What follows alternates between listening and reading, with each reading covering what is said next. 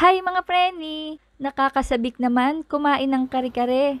Lalo na't bihira lang din naman tayong magluto nito. Kaya naman ngayong araw ay matutuldukan na ang ating pagkasabik. Dahil lulutuin natin yan. At wag na nating patagalin, tara simulan na natin.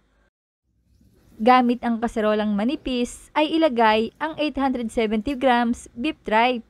Malinis na ito at napakuluan na din ng bahagya. Lagyan ng sapat na dami ng tubig na lulubog ang beef tripe. Maglagay ng luya, bawang at pamintang durog at iset ito sa medium-high heat. At pakuluan ito ng 3 oras o hanggang sa lumambot na ito. At kapag kumukulo na ay bawasan ang init sa pinakamababa. Huwag kayong mag-alala sa gamit kong lutuan mga preni. Induction po ito kaya hindi mauubos ang gas ko. At isa pa, mas matipid itong gamitin kaysa sa gas stove. Doble kasi ang init nito kaysa sa kalan, kaya mas mabilis makapagpalambot dito. Lalo na kung manipis na kaserola ang gagamitin mo sa pagluluto. Ayan at malambot na ito. Tanggalin sa sabaw at itabi muna. At sa kaserola na may sabaw ay maglagay ng 3 kutsara ng aswete seeds. Halu-haluin para lumabas ang katas nito. At pakuluan hanggang sa tuluyang kumulay na ito. Salain at ibalik sa kaserola. Lagyan ng kalahati ng 250 grams na giniling na mani. Pakuluan hanggang sa mag-combine at itabi muna. Maghihiwa muna ako ng mga gulay. Isang tali ng sitaw at hindi mawawala ang puso ng saging. Tanggalin lang natin ang matigas na balat. Hiwain lang ng ganito at ibabad sa tubig na may asin para hindi mangitim at mabawasan din ang dagta nito. At hiwain na din natin ang beef tripe. Ikaw na ang bahala sa sukat. Ayan. Maglagay ng mantika sa pinainit na kawali. Igisa ang bawang ng ilang segundo.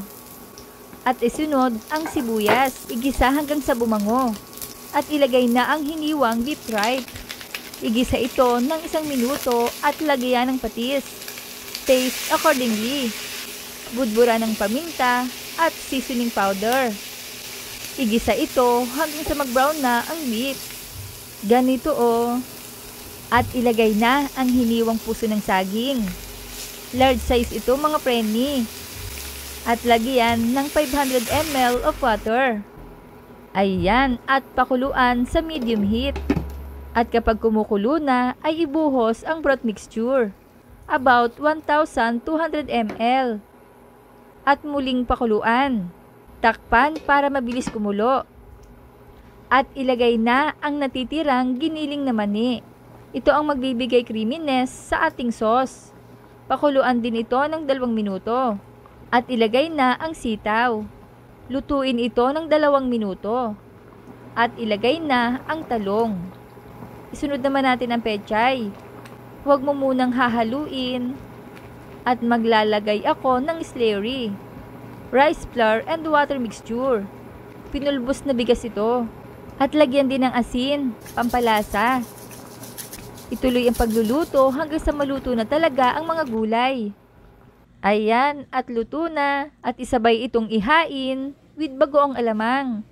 Super sarap talaga. Ilalagay ko ang recipe ng bagoong sa comment section. Try mo na. I-like, i-share at i-follow nyo na ako para updated kayo sa mga reseping ibabahagi ko pa. Huwag kalimutan, cook with love. Thanks for watching. Bye-bye!